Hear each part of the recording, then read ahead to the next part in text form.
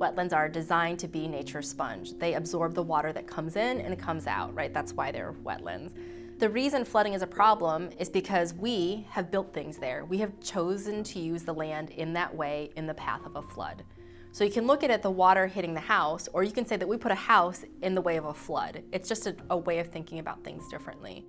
The reality is that if you map all of the flood zones in New Jersey, you would be quite surprised at how much blue you would see across the state. You feel very vulnerable looking at that graphic, for sure. If the problem is the water, you build a floodgate or you build a bulkhead that's higher, right? You're fixing the problem of the water.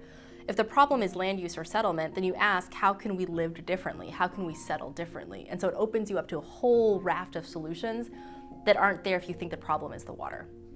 So in the aftermath of Sandy, the state had an influx of money into their Blue Acres program. The idea there is to reclaim flood-prone properties, and in most cases actually around the country, the buyout is the end game. You know, that's the action that you take to address climate change and address resilience.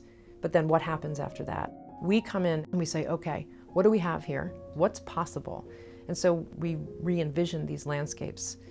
We look outside and we see greenery. When I look outside, I say, okay, how does that habitat function?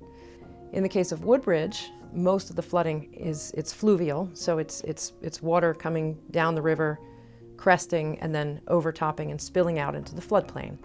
That's how it's supposed to work. When we develop these areas and we put a lot of impervious cover, concrete, asphalt, homes, whatever it is, then we're not allowing that water anywhere to go.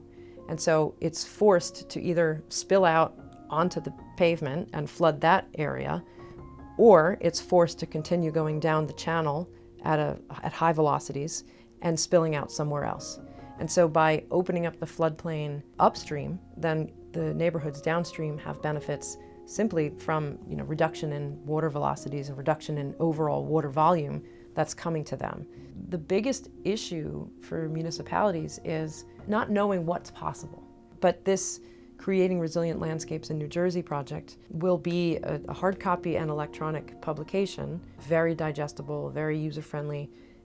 And that's the idea, is to empower them and to say, you can do this.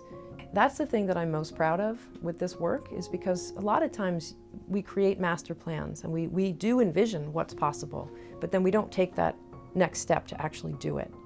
And Woodbridge is ready and willing to take that challenge.